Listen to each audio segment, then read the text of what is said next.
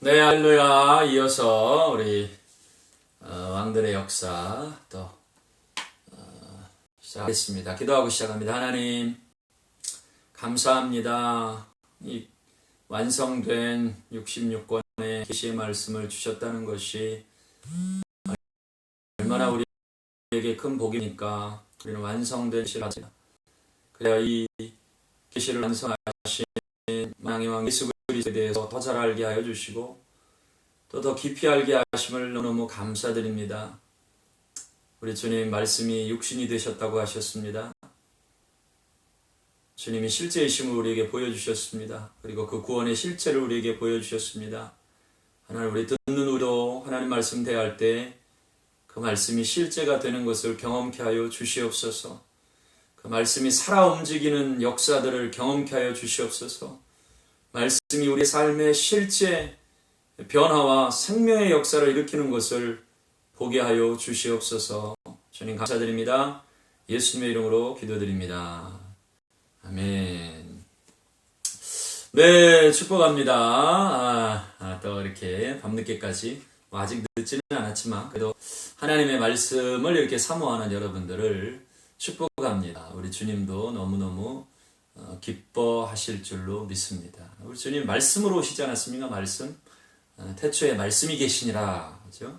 그 말씀을 이제 기록된 말씀으로 이제 우리에게 보여주시고 우리에게 집중하게 하시고 또 그럼 우리는 반대로 이 기록된 말씀을 통해서 그 말씀이신 주님을 알게 되고 경험하게 되는 것이죠. 놀라운 일이죠. 그래서 자꾸 기도하시고요. 남은 생에 우리가 하나님의 말씀을 더 잘 알게 된다는 것은 정말 큰 축복인 줄 믿습니다. 제가 이렇게 하나 아까 말씀드리다가 잘못 말씀드린 게 있었는데요. 그 다니엘의 꿈과 관련해 갖고 제국의 역사와 관련해 가지고 아스로부터 시작하면 이제 5개 제국이 되겠고요. 느부갓네살 왕에게 보여주신 이제 꿈속에서 그것을 약간 잘못 말씀드렸는데 첫 번째 제국은 바벨론이죠. 바벨론. 그다음에 이제 바벨론 이후에 페르시아, 그다음에 헬라, 그리고 로마 제국입니다. 이제 이 4가지 제국의 역사에 대해서 주님이 다니엘을 통해서 이 느부갓네살의 꿈을 통해서 알려주시죠. 그리고 하나님의 이 세계를 경영하시는 게 어떻게 되냐. 이제 제국의 역사들이 계속 일어나지만 이건 세상 나라죠. 그럼 이제 세상의 나라는 무엇이 중심이 됩니까? 힘과 능력입니다. 그래서 바벨론이 일어나면서 그 힘을 자랑하죠. 그럼 이제 그 힘이 있는 제국이 이길 것이냐? 아니면 여전히 그럼에도 불구하고 하나님의 말씀을 순종하는 자를 통해서 하나님의 나라가 이루어갈 것이냐? 요 싸움이 이 하나님 나라와 세상 나라와 안의 싸움입니다. 근데 이제 그 세상 나라의 대표는 힘과 권력을 가진 느부갓네살이고요. 세상 나라, 하나님 나라의 대표 주자로는 이제 하나님 말씀에 전적으로 순종하는 다니엘. 그러니까 이 문화와 문화의 싸움이 일어나는 것이죠. 그래서 아수르 그 제국마다 그 통치 이념, 그러니까 정복한 후에 통치하는 이념들이 다르다 그랬는데 아수르는 혼혈 정책을 썼고요. 그래서 그 혼혈 정책의 결과로 나온 것이 사마리아입니다. 사마리아, 북이스라엘의 사마리아. 아까 말씀을 통해서 확인을 하셨죠. 다시 한번 여러분들이 확인을 좀 해보시고요. 이 바벨론은 통치 이념이 이제 뭐였냐면 첫 번째 포로로 잡아온 사람이 1차 포로가 다니엘과 세 친구 그리고 귀족이라 그랬습니다. 그래서 그들을 잡아와서 뭘 하려고 그랬냐면 바벨론에 교육을 시킨 거예요. 그러니까 어렸을 때 잡아오는 거죠. 어렸을 때. 너무 이제 성인이 되면 더 이상 교육이 안 되니까. 성인이 돼서 딱 사로잡힌 사람 어떻게 합니까? 죽이죠. 그러나 이제 그 어린 아이들은 잡아와서 그들을 이제 교육시켜가지고 바벨론화 시키겠다는 거예요. 바벨론화. 바벨론의 사람이 되게 하겠다는 거예요. 그래서 다니엘서를 보시면 이제 갈대아의 학문을 가르쳤다고 되어 있죠. 그 당시에 이제 그 세상의 학문을 그들의 학문을 가르치는 거예요. 그래서 주입시키고 교육시켜가지고 바벨론 사람처럼 만들어내겠다. 이제 시작으로 뭐냐면 그들의 이름을 바꿔버린 거예요. 정체성을 바꿔버린 거죠. 다니엘과 세 친구의 이름은 다 하나님의 이름을 가진 사람들인데 하나님은 나의 재판장이다. 다니엘. 그 이름을 가진 사람인데 이거를 세상의 방식으로 다 바꿔버리는 거예요. 세상의 신의 이름으로. 그래서 너희들을 교육시켜가지고 우리가 너희를 이제 아예 세상 나라의 주역으로 만들겠다. 그리고 너희를 다시 보내서 바벨론의 교육을 받은 사람을 통해서 이스라엘을 통치하겠다. 이것이 세상의 도전입니다. 자, 그러면 이제 그 강력한 도전에 다니엘이 어떻게 대처했어요? 다니엘이 율법을 준수하기 위해서 뭐라 그랬습니까? 레위기의 말씀에 순종하기 위해서 왕의 진미와 포도주로 자기를 더럽히지 않기로 뜻을 정했다 이랬어요. 이건 뭐냐면 하나님의 말씀, 나는 율법대로 살겠다. 그렇게 뜻을 정해버린 거예요. 그러면 이거는 말도 안 되는 일이죠. 야, 너 포로인데 내가 너를 통해서 이 바벨론의 귀족을 왕을 만들어서 왕같이 만들어서 너를 그 이스라엘을 유다를 통치하게 하겠다는데 그거를 정면으로 거부하는 거예요. 그러면 뭐 죽음밖에 없죠. 그러면 다니엘의 이 신앙 고백은 죽으면 죽겠다는 거예요. 에스더와 마찬가지로 난 죽으면 죽겠다. 그러나 하나님의 말씀에 불순종하는 이 타협, 바벨론의 문화에 타협하는 거에 내가 용납할 수 없다. 거기에 정면으로 도전장을 내밀었는데 하나님의 페이버가 어디에 있습니까? 하나님이 환관장으로 하여금 은혜를 입게 하셨다. 이렇게 되어 있죠. 이것이 다니엘과 세 친구가 보여준 위대한 신앙의 고백입니다. 결국 이제 하나님 나라의 키워드는 뭐예요? 순종과 그리고 예배. 이것으로 승리한다는 것을 보여주는 것이죠.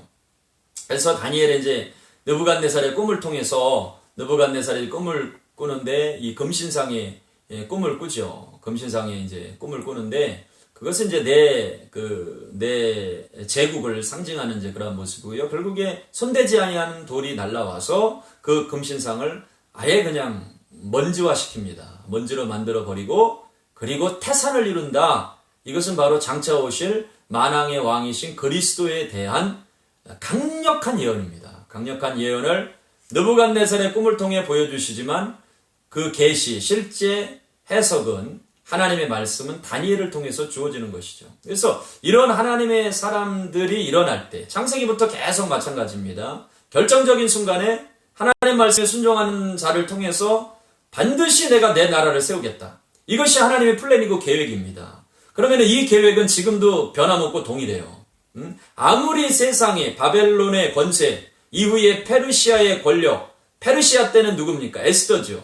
페르시아의 강력한 권세와 권력이 일어나도 나는 하나님의 말씀에 순종하겠다 하는 사람을 통해서 그 나라 백성들을 구원하시고 그 땅에 하나님의 나라를 이루시는 이 위대한 일들을 이루어 가신다는 것입니다. 그래서 다니엘을 통해서 1차 포로로 끌려간 다니엘을 통해서 그 왕궁에 실제로는 느부갓네살과 권력 잡은 자들이 통치하는 것 같지만 하나님의 통치는 다니엘을 통해서 그것도 바벨론 땅에서 일어난다 하는 것을 이제 보여주신 거고요. 동시에 이제 두 번째로 끌려간 사람이 이제 에스겔과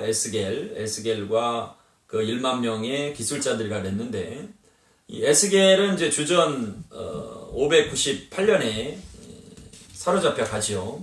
근데 이제 이 에스겔을 통해서는 이 다니엘은 왕궁에서 하나님의 말씀과 계시를 풀어내면서 하나님의 통치를 선포하고 자 그러면 왕궁에만 사람들이 있는 게 아니고 일반 서민들이 있는 곳이 있습니다. 이게 이제 그발 강가죠. 강가에서 뭐 물도 구하고 빨래도 하고 예전에는 다 이런 일들이 이루어지지 않습니까?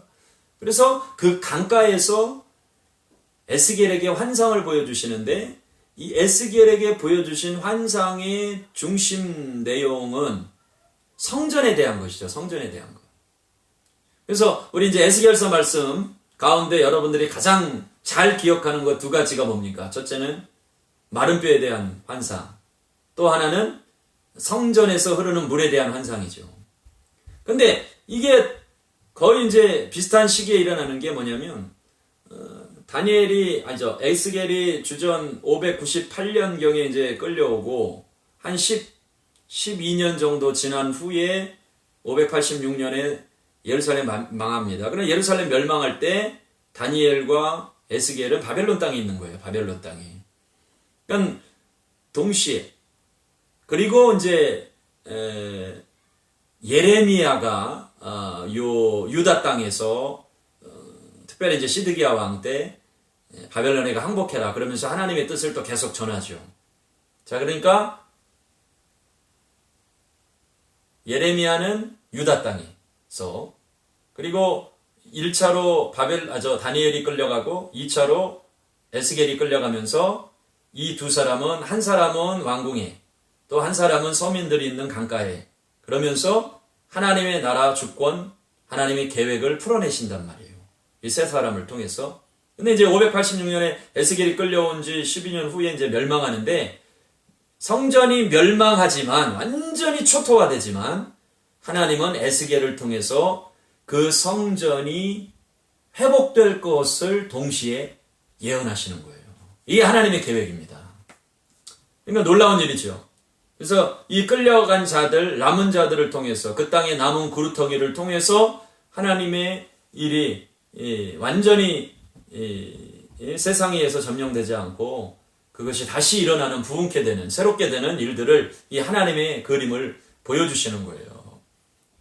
그러면서 동시에 또 여호야긴 왕이라고 하는 이 다윗의 후손이 멸망하지 않고 거기서 이제 이후에 왕의 대접을 받고 이렇게 회복되는 사건에 대해서도 이제 여러분들이 성경을 통해서 읽어보셨죠. 그래서 그 환상이 이제 성전 회복, 성전에서 흐르는 물, 또 마른 뼈의 환상이죠. 마른 뼈의 환상. 마른 뼈는 이제 기본적으로는 이스라엘 민족에 대한 말씀이고 예언입니다. 그래서 완전히 마른 뼈와 같이 된 거예요. 초토화된 것이죠. 나라도 잃고 성전도 빼앗기고 그러면서 있는데, 하나님께서 주시는 말씀은 반드시 이 군대를 회복하겠다. 하나님의 군대를 회복하겠다. 이스라엘 민족을 또 회복하겠다. 그래서 하나님의 군대를 일으키시고 그를 통해서 하나님의 나라를 이루시는 이 하나님의 플랜 계획을 선포하시고 말씀해 주십니다. 그리고 그렇게 선포가 되면 중요한 것은 말씀은 실제가 된다는 거예요. 실제. 그러니까 말씀은 실제입니다. 예? 말씀은 실제예요. 그러니까 우리가 하나님의 말씀을 대할 때 기본적으로 중요한 때가 이 말씀이 실제가 된다, 내 삶에.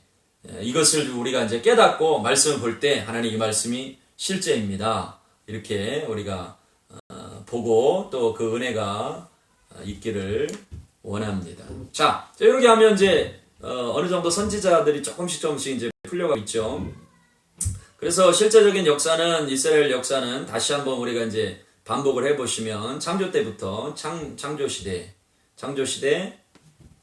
그 다음에 족장시대, 족장시대에 하나님 나라를 이루시기 위해서 창조시대에는 노아, 그리고 족장시대에는 아브라함, 이삭, 야곱, 요셉, 이 네 사람을 통해서 이제 주의 나라를 이제 이루어 가시오. 다 순종하는 사람들이었고 하나님께 단을 쌓고 제사하는 사람이었어요. 이게 중요합니다.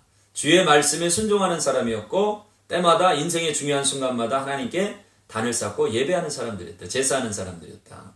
자, 장종시대, 족장시대. 그리고 이제 이 야곱의 70명의 가족이 애굽으로 들어갑니다. 그래서 애굽시대가 이루어지죠. 430년 동안 이제 애굽에 있다가 하나님께서 때가 되셔서 모세를 부르시고 모세를 통해서 이스라엘 백성들을 구원하십니다. 모세시대. 혹은 출애굽시대라고 할 수 있겠죠.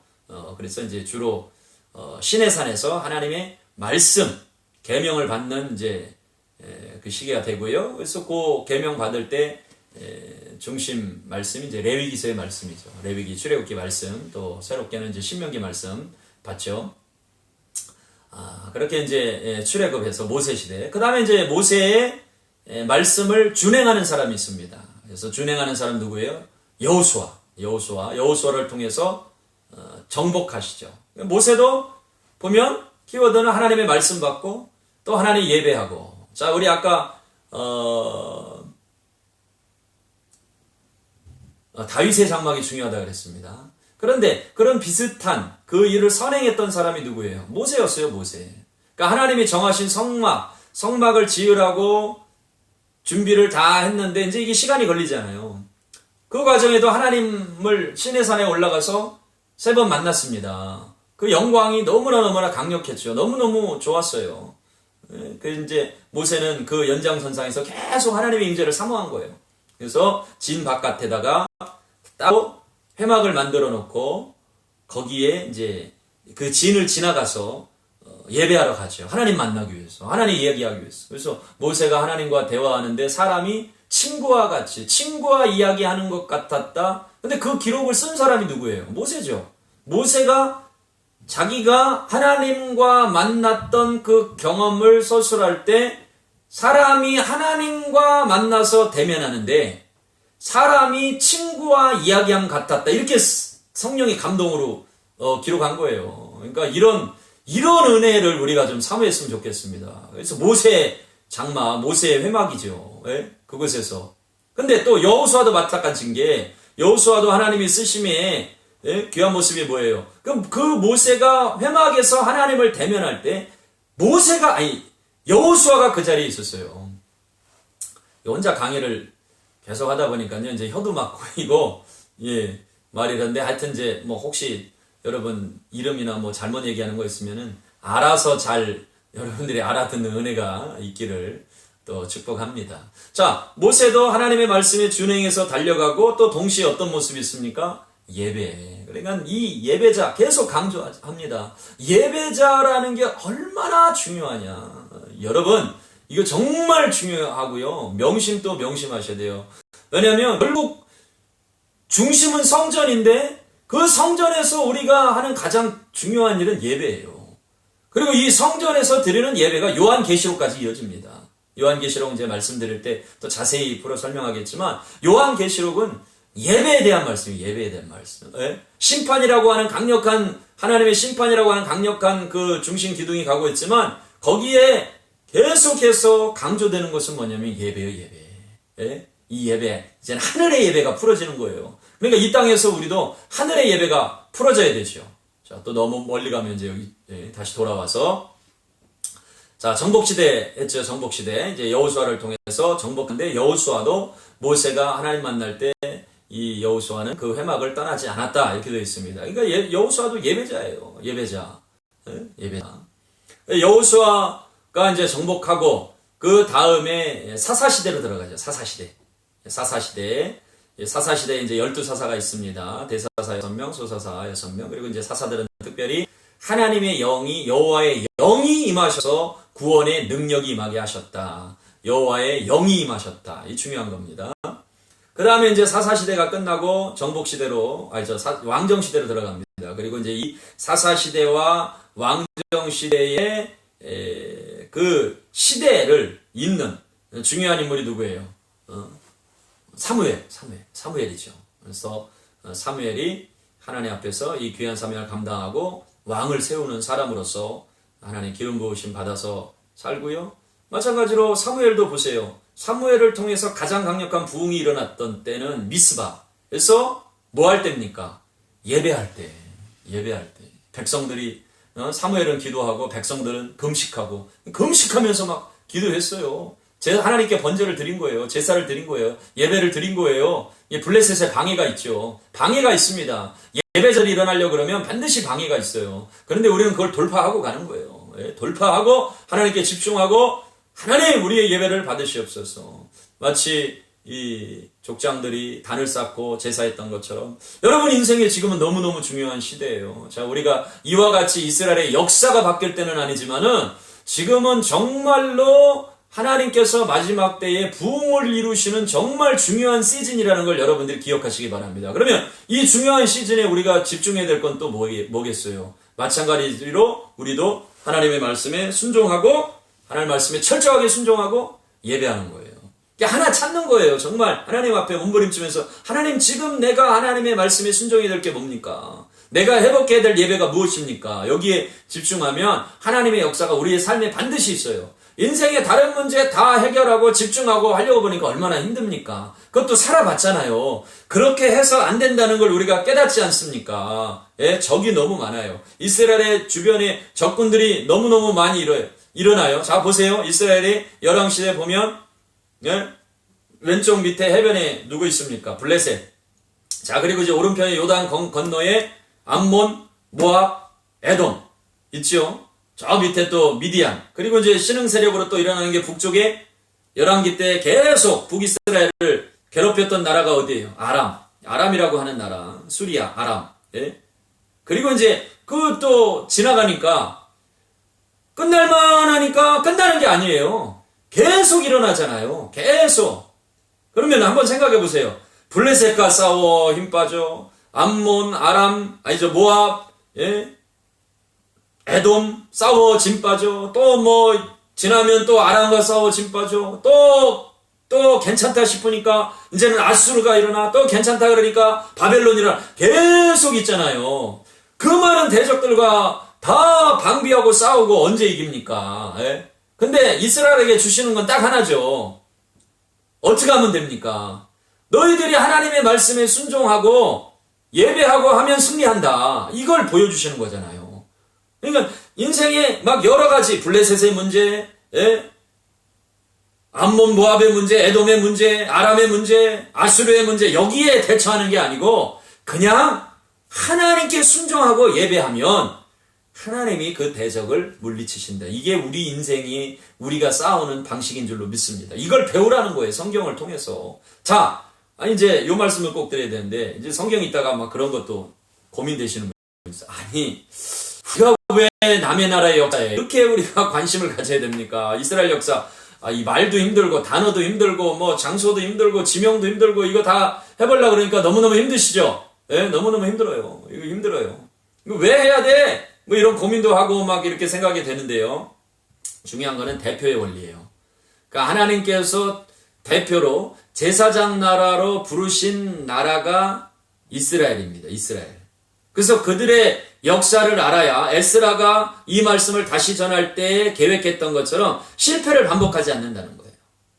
그러니까 하나님께서 제사장 나라로 본보기로 불러주셨어요. 대표로. 예? 그래서 이 모습을 통해서 우리가 배우는 거죠. 그 역사를 배우는 거예요. 하나님이 이스라엘 가운데 이렇게 역사하셨다. 너희들의 삶에도 이렇게 역사하실 것이다. 하나님께서 이들이 실패를 이렇게 했다. 그러면 너희들은 그 실패를 반복하지 말고 다시 새롭게 되어라. 그래서 우리가 계속 보고 배우고 또 그 말씀에 순종하는 법을 따라가는 것이죠. 그래서 이제 이스라엘에 이제 행해지는 이 모든 역사와 어떤 것들이 표본이 되는 것이에요. 그리고 마지막 때도 결국에는 하나님께서 이 이스라엘 민족을 회복하시는 것을 통해서 마지막 때 남은 일을 하시는 그 일의 어떤 본보기, 모형, 샘플 이것으로 삼으실 거니까 또 우리가 이스라엘에 일어나는 일들에 집중해야 될 필요도 있습니다. 또 그리고 예루살렘의 번영을 위해서 평화를 위해서 기도하라고 되어 있지 않습니까? 그래서 그 일을 위해서도 또 기도하고 우리가 또 달려가야 되는데 말이 또 이제 옆으로 너무 세가지고 자 다시 돌아오겠습니다. 자, 그래서 이제 이스라엘을 우리가 이제 열심히 이제 보고요, 함께 말씀을 통해서 이제 깨닫는 거고요. 자, 열왕시대로 넘어갔죠. 사무엘도 이제 제사하는 예배하는 사람이었다. 그 다음에 이 열왕시대가 이제 끝나니까 포로 시대가 됩니다. 포로 시대. 포로 시대 이후에 포로 귀환 시대 그리고 침묵 시대. 침묵 시대 후에 예수님께서 오시는 거죠.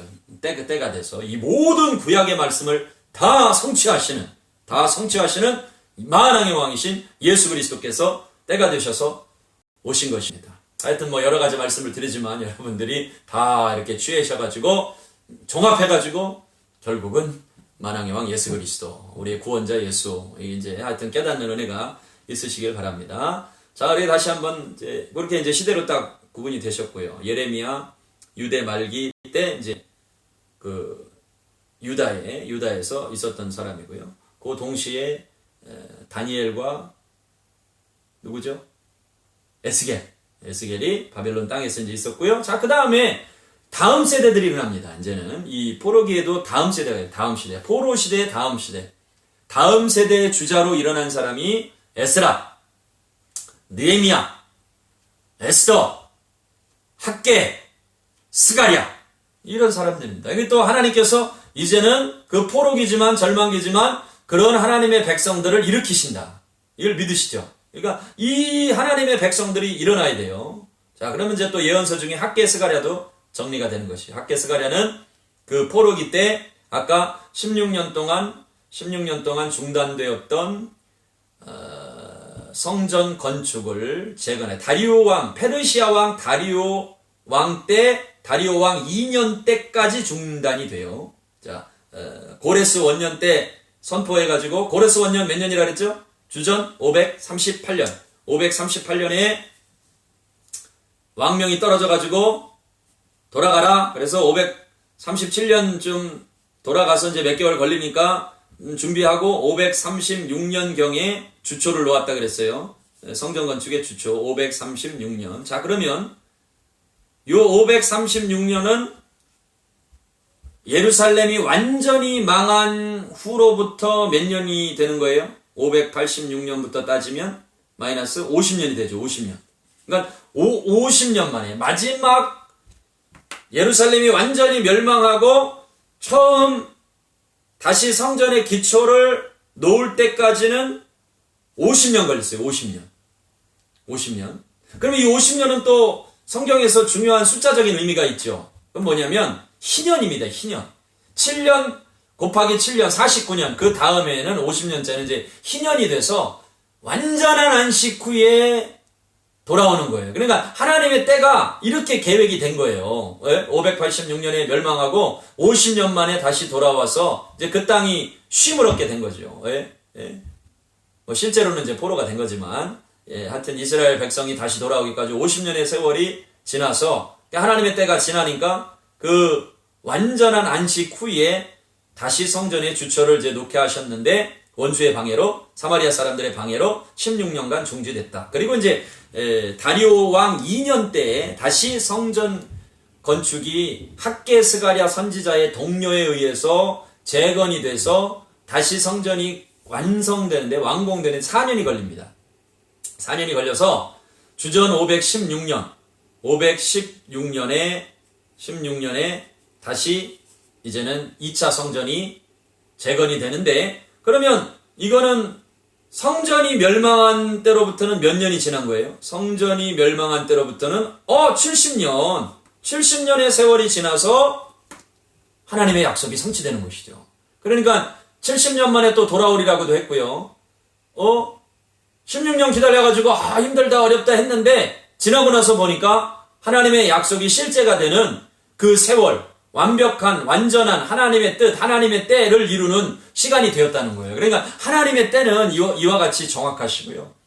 하나님의 타임은 절대 변함이 없으십니다. 그러니까 이 사실을 기억하시고 기다리는 시간 동안에도, 이걸 잘 기억하셔야 돼요. 기다리는 시간 동안에도 우리는 하나님의 말씀에 순종하는 시간을 지나고 있다. 이것을 명심하셔야 됩니다. 기다리는 시간 동안에도 우리는 하나님의 말씀에 순종하는 시간을 지나가고 있다. 야, 신난다. 그러니까 우리가 지금 이 기다리는 시간에도 하나님의 말씀에 순종하는 시간을 지나가고 있다. 그럼 우리가 점검을 해보는 거예요. 나는 지금 하나님의 말씀에 순종하는 시간을 지나가고 있느냐? 아니면 wasting time, garbage time, 그렇게 그냥 헛되이 흘려보내냐?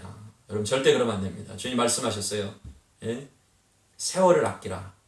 때가 악하니라. 그러니까 우리가 한 시간도 헛된 일에 보낼 수가 없는 것이에요. 헛된 것에 시간을 보낼 수가 없는 것입니다. 그러므로 이 말씀에 집중하는 이 시간들은 우리의 인생의 가장 귀한 시간이 될 것입니다. 다시 한번 선포하면 이전 영광보다 나중의 영광이 크리라. 아멘이시죠? 이전 영광보다 나중의 영광이 크리라. 우리의 육체는 쇠잔해지지만 나의 삶에 함께 하시는 이 하나님의 영광도 이전 영광보다 나중 영광이 더 크리라. 저는 믿습니다. 이 말씀이 실제가 되는 거예요. 학계를 통해 선포하셨다는 거예요. 선포. 그 과거의 역사가 아니고 실제적인 나의 삶의 말씀으로 받는 것이죠. 자, 그러면 이제 이런 선지자들 해결됐어요. 선지자들 말씀드리려고 지금 계속 이제 말씀드리는데, 우리가 여기에 이 역사에 이제 선지서들만 끼워 넣으면 구약 성경 완성이지 않습니까? 그러면 이제 통으로 딱 잡힌 거예요. 벌써 이제 그림 대충 뭐 창세기부터 말라기까지 이렇게 쭉 잡아보면 요때 그리고 최소한 누가 누구보다는 앞선다는 거 이렇게 대략적으로 이제 기억하실 수 있죠. 최소한 이제 다니엘이 에스겔보다는 조금 앞서 있구나 이렇게 기억되고, 또 다니엘이 에스겔이 어디에 있었나, 예레미야는 언제 어디에 있었나, 요 정도는 우리가 감을 잡고 있어야 말씀할 때 이렇게 이제 조금 흐름이 잡히시는 것이죠. 잡히고 계시죠? 우리 성도님들이 지금 다 잡히고 계세요. 놀랍습니다. 자, 예레미야 이제 해결됐고요. 자, 엘리야 엘리사는 다시 한번 얘기하면 어디에요? 북이스라엘 때, 아합 왕 때다. 아합 왕 때. 그래서 예후의 손자 요아스 때까지 활동한 선지자입니다. 선지자 엘리야, 엘리사, 이제 다니엘 또 해결됐고요. 여호야김 때부터 포로기에, 에스겔은 이제 여호야김 때 사로잡혀 2차 포로로. 자, 그 다음에 이제 몇몇 선지자들 더 말씀을 드리면요. 호세아는 북왕국 이스라엘의 선지자로서요, 여로보암 2세 때입니다. 이제 여로보암 2세를 왜 2세라 그러냐면, 북이스라엘의 초대 왕이 여로보암이죠. 여로보암. 자, 여로보암 나왔으니까 또 다시 한번 반복해 보시면, 이스라엘은 왜 망했는가? 우상숭배 때문에 망했습니다. 그러면 백성들은 왜 계속해서 우상숭배하는가? 말씀을 제대로 몰라서 계속해서 우상숭배에 또 빠지고, 또 그것도 있지만, 워낙 바알숭배라는 것이 자극적이어가지고, 그걸 좋아하죠. 그러니까, 재미없어, 심심해, 이게 위험해요. 재미없어, 심심해 그러면, 꼭 사단이 그때 틈타고 들어와서, 죄 지는 대로 생각을 불어넣어줘요. 그러니까 우리는 재밌어야 돼요. 하나님 안에서. 인생이 즐겁고 재밌어야 돼요. 그래야 틈타질 못합니다. 하여간 이제, 여로보암 1세는 1세 때 이제 그 금송아지 우상숭배가 있었는데, 왜 사람들이 그렇게 이제 우상숭배하느냐? 하나님의 말씀이 무지. 그 하나님의 말씀에 왜 무지하냐? 제대로 가르쳐주는 사람이 없어요. 제대로 가르쳐주는 사람. 그러면 제대로 가르쳐줘야 될 사명을 가진 자들이 누구냐? 제사장과 레위인들이다. 그러면 그 레위인들은, 특별히 레위인들은 각 지파에 흩어져서 가르치는 사명을 잘 하게 했는데, 그 잘 못하죠. 사사기 때도 보면 잘 못하고요. 특별히 또 여로보암 때는 일반인들을 이제 제사장으로 만들어가지고, 소 한 마리, 양 7마리 가져오면 일반인 아무나 제사장 될 수 있어요. 그리고 진짜 좀 참 선지자들은 다 내쫓아요. 그리고 또 아합 때 보면 이 이세벨이 와가지고 제사장, 선지자들 또 다 죽입니다. 하나님 말씀 제대로 전해야 될 사람들. 그러니까 이 이스라엘은 암울한 거예요. 그러니까 이 엘리야와 같이, 엘리사와 같이 이렇게 강력한 기적의 역사를 일으키는 사람 아니면 도무지 사람들이 반응을 하지 않아요. 너희가 어느 때까지 바알과 아세라 사이에서 머뭇머뭇 하겠느냐? 그러면서 하늘에서 불이 확 떨어져야, 그때야 그냥 회개하고 이 거짓 선지자들 죽이고 이런 일들이 일어났죠.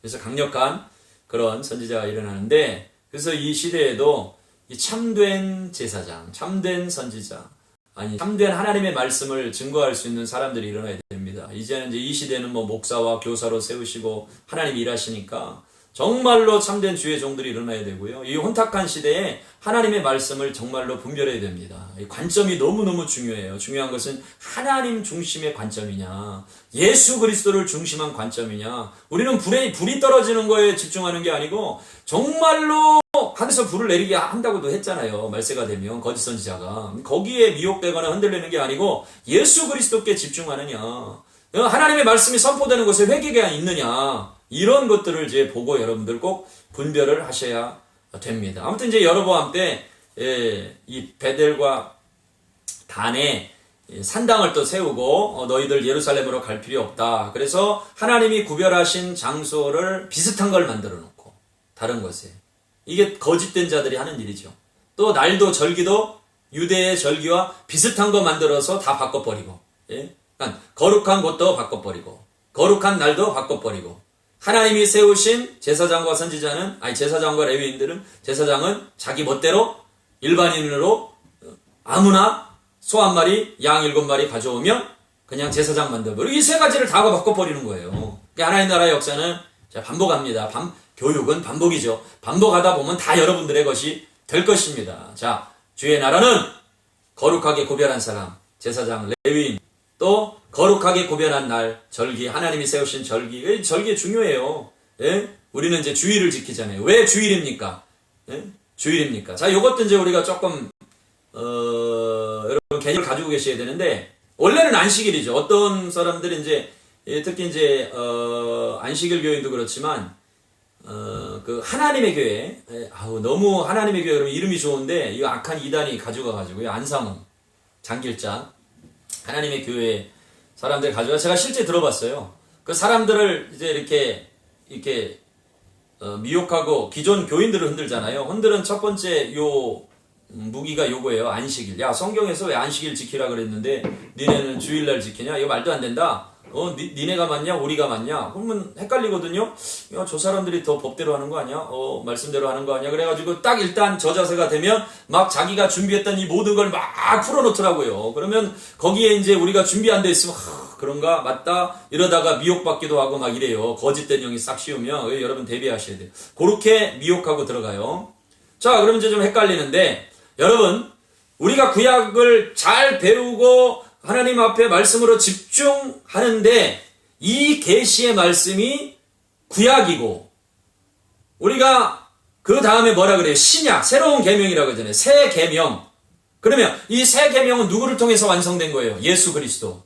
그래서 이 계시를 말할 때 이 계시의 점진성이라고 해요. 그래서 이 계시는 창세기 때에는 희미하게 주어지죠. 희미하게. 예수 그리스도에 대해서도 가죽옷, 노아의 방주 이러면서 희미하게 주어지지만, 세월이 지나고 말씀이 계속 하나님의 사람들을 통해 주어질 때, 선지자들을 통해 주어질 때, 이게 퍼즐 맞춰지듯이 계시가 점점 분명해지고 클리어해지고 완성돼요. 그래서 이것을 계시의 점진성 혹은 이제 완성된다 그럽니다. 계시가 결국엔 예수 그리스도를 통해서 완성되는 거예요. 부분적으로 있던 것이 완전한 것이 드러나니까 이전 것이 예수 그리스도로 말미암아 더 완전해진 거죠. 자, 그러면 이제 우리가 안식일도 마찬가지예요. 말씀이 맞아요. 분명히 안식일을 지키라고 했어요. 그런데 만왕의 왕이신 예수 그리스도로 오시니까, 그리고 그분이 이루신 가장 위대한 일이 뭡니까? 부활이죠. 그럼 부활로 모든 게 바뀌었다는 거예요. 뭐냐면 더 이상 제사에 대한 것들이 이렇게 중요하고 하나님이 다 명령하셨지만, 예수님이 완전한 대제사장으로 십자가에 죽으심, 이 완전한 속죄를 이루셨기 때문에 이 제사를 드리라는 명령이 이렇게 중요함에도 불구하고 더 이상 우리가 제사를 드릴 필요가 없듯이, 이 지정된 모든 날을 완성하신 날이 언제예요? 부활의 날이라 이 말이에요. 그럼 부활의 날로 완성된 거예요. 그래서 더 이상 우리는 과거의 그 날에 매여 있는 것이 아니라 이제는 완전한 날, 모든 것을 새롭게 한 날, 부활의 날, 그리고 안식 후 첫날, 주일을 지키면서 예배하는 거예요. 완성된 거죠. 우리는 완성된 시즌에 사는 겁니다. 말씀도 완성된 시즌, 하나님의 계시가 완성된 시즌, 그리고 더 놀라운 것은 성령이 임하신 날에 살아가는 거 아닙니까? 얼마나 놀랍습니까? 할렐루야. 그러니까 믿음으로 담대하시고, 또 말씀도 준비하셔서 싸울 힘도 기르시고, 또 원수가 공격하는 할 말이 있으면 다 대비하셔서 담대하게 하시고요. 좀 모르면 우리 목사님한테 물어봐, 이렇게 또 하시면 됩니다. 할렐루야. 자, 이 호세아는 북왕국 이스라엘의 선지자고요. 여로보암 2세 때. 그래서 동일한 이제 여로보암으로 나오는데요. 이 여로보암이라고 하는 다시 이 똑같은 이름을 가진 여로보암이 나오는데, 이 아합을 멸절시켰던 예후의 후예입니다. 예후. 그래서 이 여로보암 2세 때요, 북이스라엘이 다시 국가적으로 부흥을 해요. 국가적으로, 외교적으로, 영토도 이제 확장이 되고, 그러면서 일시적인 번영을 누리게 되죠. 그러니까 사람들이 또 번영에 취해서, 자, 다시 신명기 6장으로 돌아가서 모세를 통해서 주셨던 말씀 기억나시죠? 언제 스스로 조심하라 그랬어요? 너희가 가나안 땅에 들어가서 너희가 짓지 않은 집 짓고, 또 그 땅이 풍요로운 과실 열매 먹고 배부를 때 스스로 조심해서, 혹은 교만해서 하나님 잊어버리지 않도록 조심해라, 이렇게 돼 있잖아요. 그러니까 이때 백성들도 막 우상 숭배하고 해도, 야, 나라가 번영한다, 잘 되네, 먹고 살만하네. 그러니까 이때 이제 엄청난 또 타락이 있었던 거예요. 그래서 하나님께서 이 호세아라고 하는 선지자를 이제 일으키시죠. 호세아서 말씀도 읽어보시면 실제적인 얼마나 이제 타락했으면 이렇게까지 하나님 하시나 이제 우리가 깨달을 수 있고요. 자, 요엘 선지자가 있습니다. 요엘 선지자는 주전 9세기부터 4세기까지 다양한 이제 연대설이 있는데 후기 연대를 따르는 것이 내용에 좀 근접하다. 그래서 바벨론 시기가 과거로 언급됨을 볼 수가 있습니다. 이제 그렇게 보시면 되고요.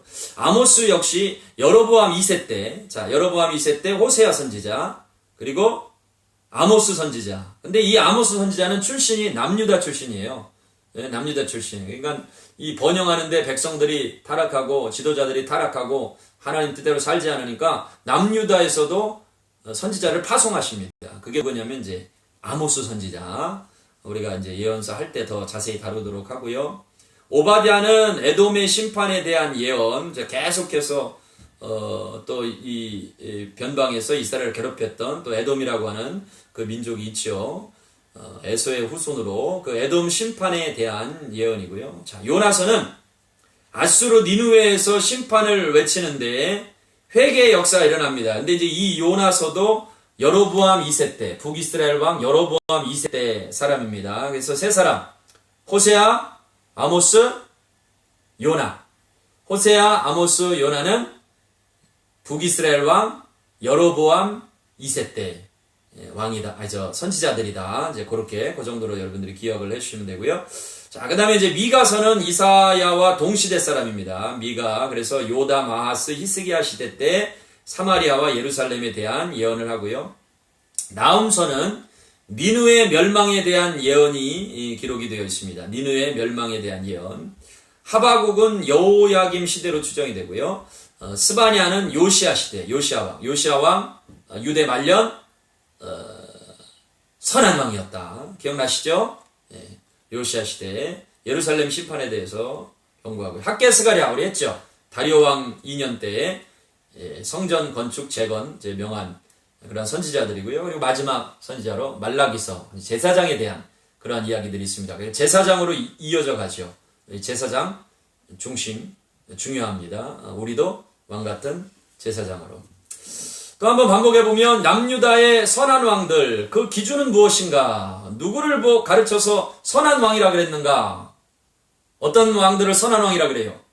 우상을 척결한 우상 숭배를 그냥 부수고 척결하고 그러면 이제 거기서 더 나아가서 더 선하다 그런 사람은 누구예요? 산당을 철폐한 사람들. 산당까지. 이 산당은 이제 각자 자기 소견에 오른 대로 여기저기 우후죽순 제사하는 그런 곳. 그러다 보니까 이제 우상 숭배가 많이 이제 일어나지요. 그래서 그런 산당까지 척결한 히스기야와 요시아는 이제 더 선한 왕으로 다윗과 같은 비슷한 그러한 사람으로 이제 세우죠. 그럼 다윗은 다시 한번 생각해 보면 그의 인생 가운데 우상 숭배가 없었어요. 이게 너무너무 중요한 거죠. 그리고 정말로 그 법궤를 자기 성에 이제 모시고 와서 거기서 계속 예배하면서 즐거워하면서 막 기뻐하면서 그리고 복받은 그 오벳에돔까지 와라 문지기로 삼는 거죠.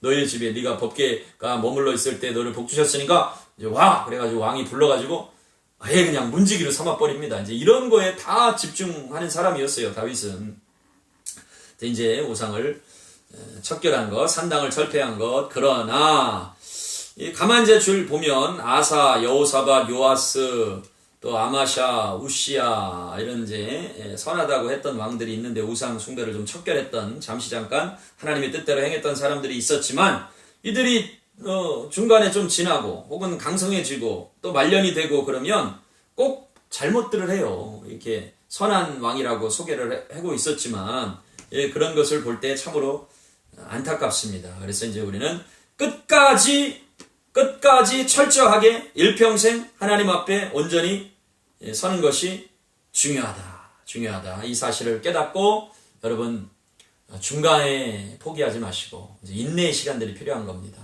인내의 시간들이 필요해요. 다 보니까 인내의 시간이 필요해요. 우리는 지금 인내의 시간들을 지나가고 있어요. 그래서 끝까지 하나님 뜻대로 하나님 말씀대로 순종하는 그러한 하나님의 사람들이 좀 될 수 있기를 원합니다.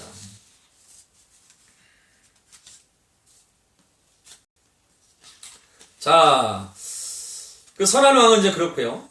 악한 왕들 중에서도 그 얘기를 조금 해보시면, 여러분 가장 악한 왕 기억나는 사람들 누구 있습니까?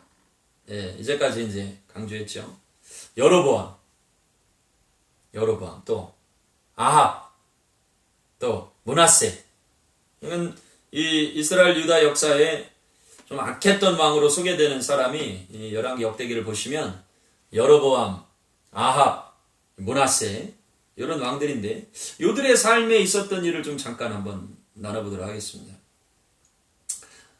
열왕기상 13장 6절이요.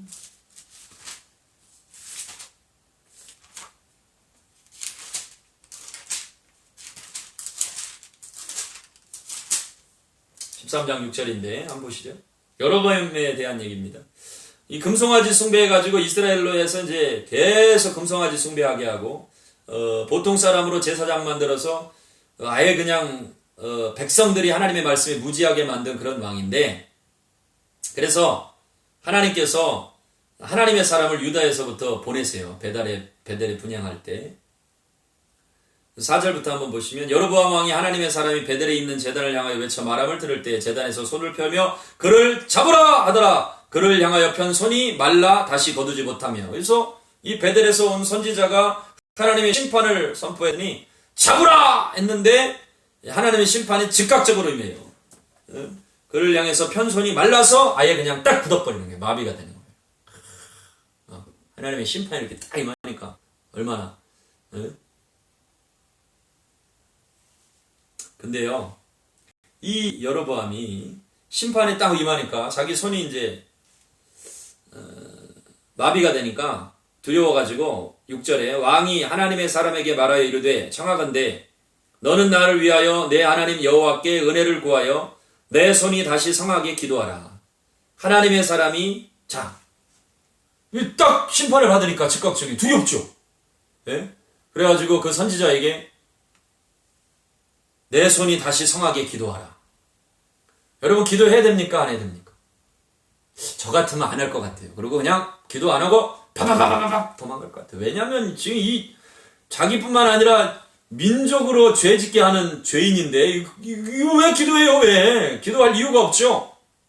그냥 도망갈 것 같은데, 근데 이 하나님의 선지자는 또 기도해요. 은혜를 구하여 내 손이 다시 성하게 기도하라. 하나님의 사람이 여호와께 은혜를 구하니. 이제 여기까지 좋아요. 그래 이제 기도할 수 있죠. 근데 더 참 놀라운 것은 여호와께 은혜를 구하니 왕의 손이 성하여 전과 같이 되니라. 이렇게 됐어요. 네, 심판이 딱 임하니까 두려워서 갑자기 그 순간 잠깐이죠. 뭐 그렇다고 이 사람이 변화되는 거 아닙니다. 이 여로보암이 변화되거나 완전히 새로워지거나 이러지도 않아요. 잠깐 두려워가지고 했는데 하나님은 그 순간 그의 기도에 응답하시고 그리고 또 고쳐주세요. 이야, 놀랍죠. 여러분 이 구약의 성경을 이제 가끔 사람들이 오해할 때, 뭐 아까도 이제 우사가 딱 벗개를 만질 때 즉사하고 막 이러니까 구약의 하나님은 심판의 하나님, 두려우신 하나님 이렇게만으로 생각하는데 놀라운 일이에요. 여로보암이 그렇게 죄인인데 아니 다시 성하게, 다시 회복되게, 치유되게 기도해달라. 기도했어요? 그랬더니 났어요. 아니 이런 일이 어디 있습니까? 구약의 하나님이신데. 자, 이런 놀라운 일이 있고요. 또 아합의 일은 여러분들이 좀 아시죠? 아합. 열왕기상 21장 29절 한번 찾아보시죠. 열왕기상 21장 29절. 열왕기상 21장 29절. 27절부터 보시면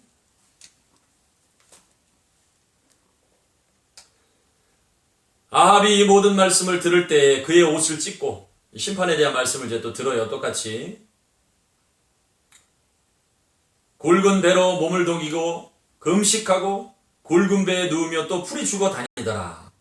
여호와의 말씀이 디셉 사람 엘리야에게 임하여 이르시되 아합이 내 앞에서 겸비함을 내가 보느냐. 그가 내 앞에서 겸비함으로 내가 재앙을 저의 시대에는 내리지 아니하고 그 아들의 시대에야 그의 집에 재앙을 내리리라 하셨더라. 예? 이 엘리야를 통해서 심판을 선포하니까 또 아합도 그 말씀 들을 때 옷을 찢고 굵은 배로 몸을 들이고 금식하고. 근데 요런다고 해서 이 아합이 한 일이 얼마나 죄가 정말 충만합니까? 근데도 여러분 요때 풀이 죽었다고 응답하시면 돼야 안 돼요? 안 되죠. 제가 볼 때는 안 되는데 우리 하나님은 뭐라 그러시냐면 아합이 내 앞에서 겸비함을 내가 보느냐. 그가 내 앞에서 겸비함으로 내가 재앙을 저의 시대에는 내리지 아니하고 그 아들의 시대에야 그의 집에 재앙을 내리리라. 하나님께서 아합 같은 악한 왕도 잠깐 겸비하는데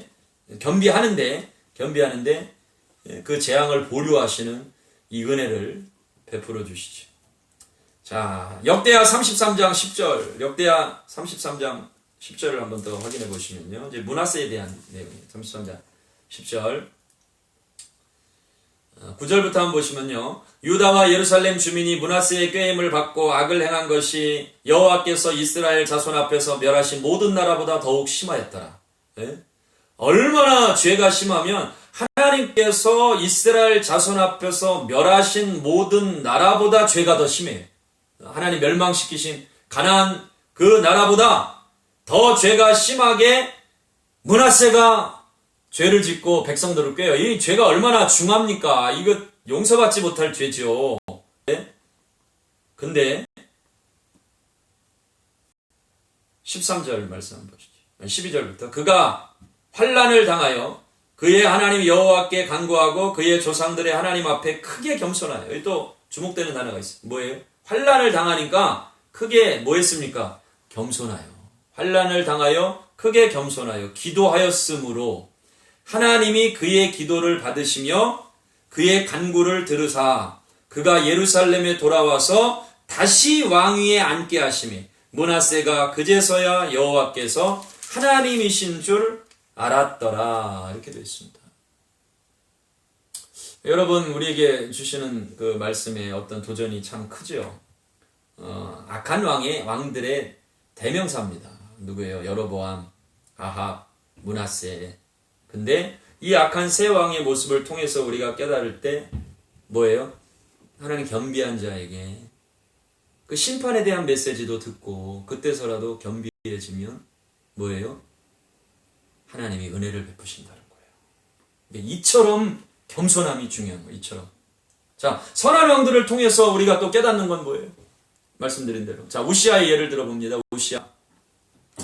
우시아 하나님이 형통케 하셔서 하나님의 뜻대로 우상을 척결할 때 그래서 그의 나라가 부강해졌어요. 그런데 우시아는 그가 강성해짐에 교만해졌다고 되어 있습니다.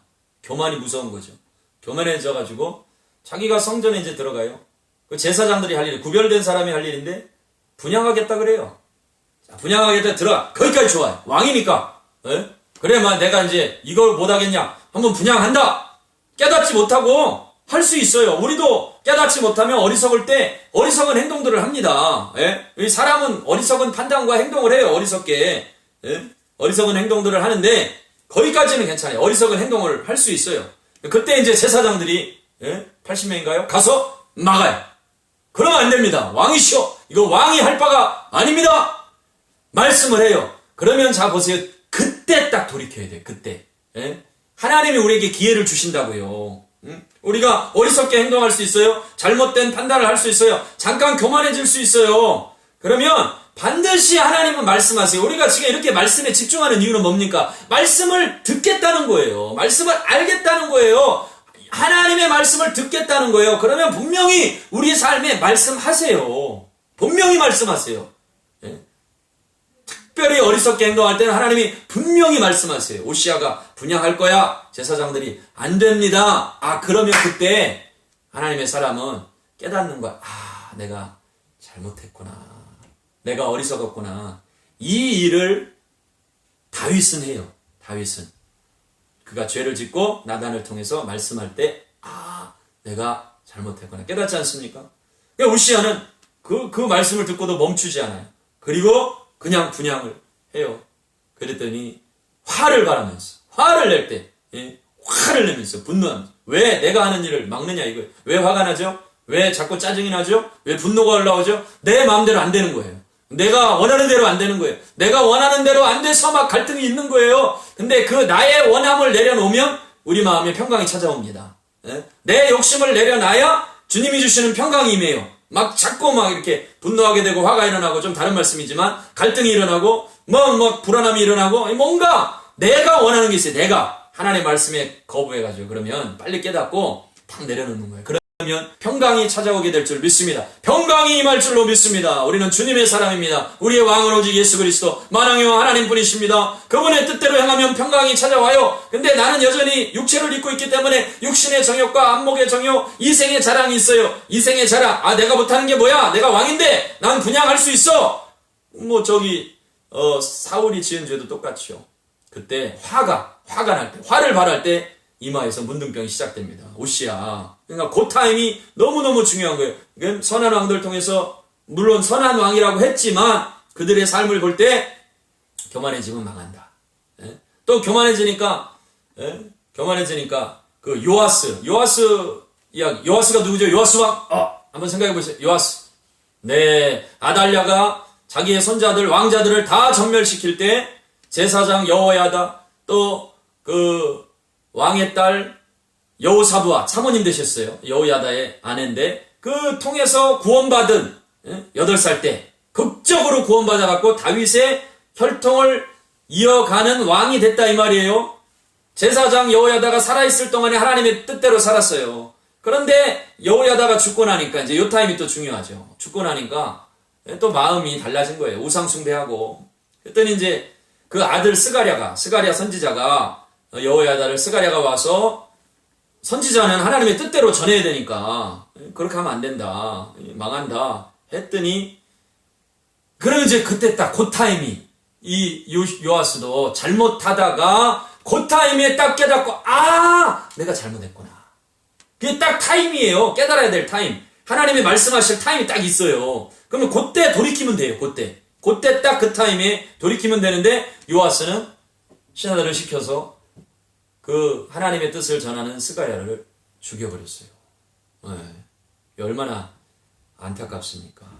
이런 일들이 일어나면 안 되는 거죠. 이 선한 왕이라 할지라도 잘하다가 그 순간에 이제 딱 교만해져가지고 하나님 말씀 듣지 않고 자기 원하는 대로 하다가 안타까운 비참한 마지막 결말이 있는데, 또 반대로 이렇게 악한 왕이라고 한 사람들도 그들의 인생 가운데 심판의 메시지를 듣고 잠깐 겸비해요.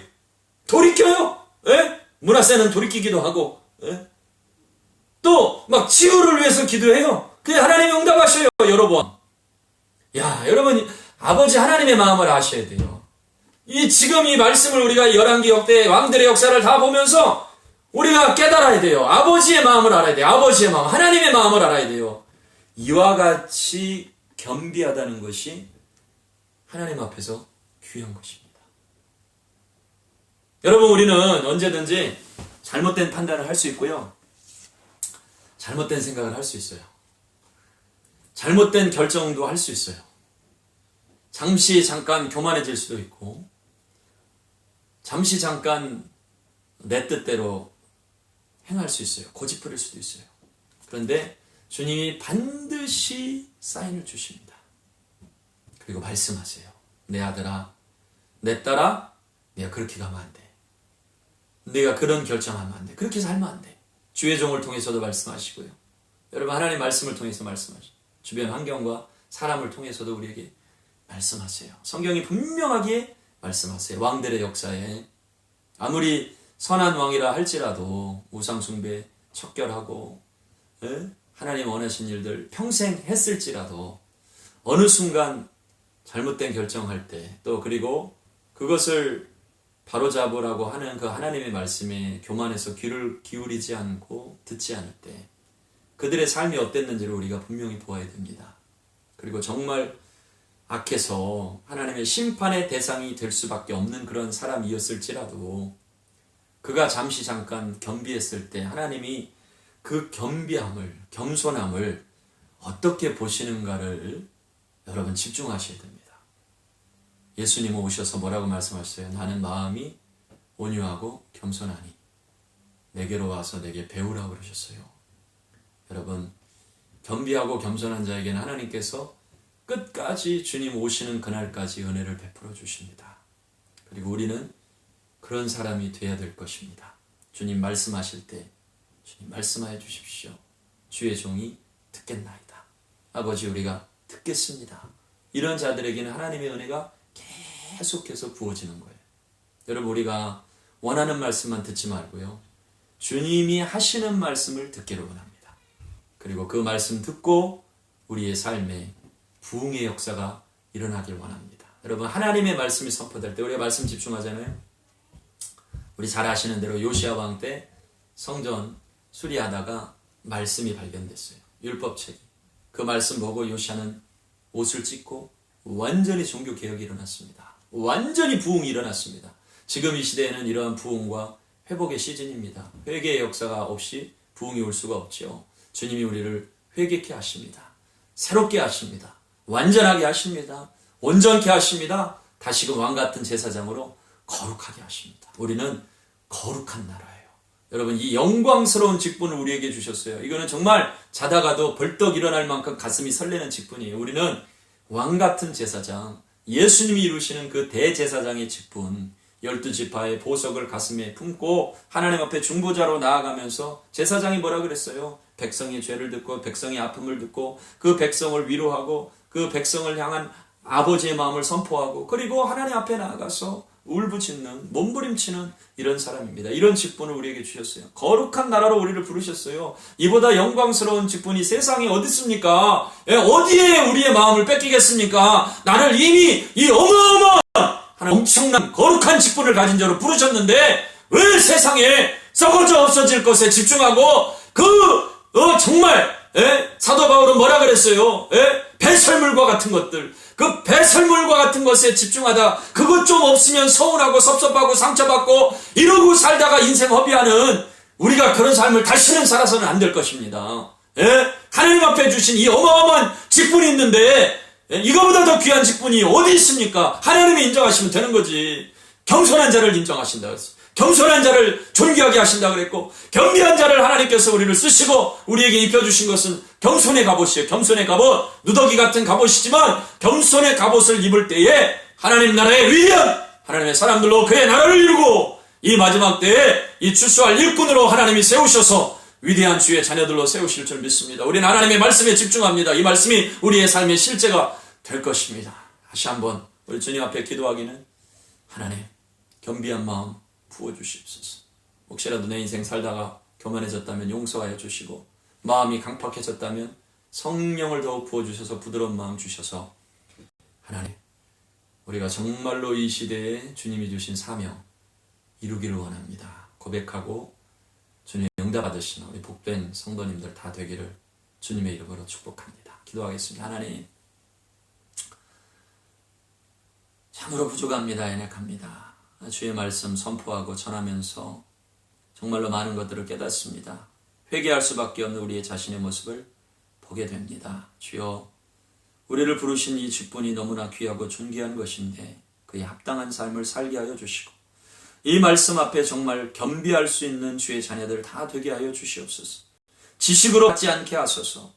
지식은 우리를 교만하게 만듭니다. 그러나 하나님의 말씀은 우리를 겸손케 하심을 믿습니다. 하나님, 다시 한번 그 포로에서 돌아오는, 그래서 그 처음 성전을 세우는 그 다시 기초를 놓는 그 마음으로 돌아가서 아버지 앞에 더욱 겸손하여 하나님의 은혜를 구하며 하나님의 그 위대하신 사랑을 구하는 주의 자녀들이 다 되게 하여 주시옵소서. 반드시 이 마지막 때에 우리를 하나님의 자녀로, 아버지 부름받은 성도들로, 거룩한 제사장, 거룩한 나라 왕같은 제사장, 주님의 소유된 백성으로 부르심을 믿습니다. 주님 사모합니다. 그 어느 때보다 하나님의 말씀이 필요하고 그 어느 때보다 하나님의 말씀이 우리를 가르쳐주심을 사모합니다. 주여, 성령께서 임재하여 주시고 하나님 이 말씀 깨닫게 해주시고 더욱 겸비하여 주의 은혜가 한량없이 부어지는 우리 사랑하는 성도들 교회 되게 하여 주시옵소서. 주님 사랑합니다. 주님이 시작하셨으니 주님이 이루실 것입니다. 주님 나라를 기대합니다. 그 나라를 이루기 원합니다. 감사드립니다. 예수님의 이름으로 기도드리옵나이다. 아멘. 감사합니다.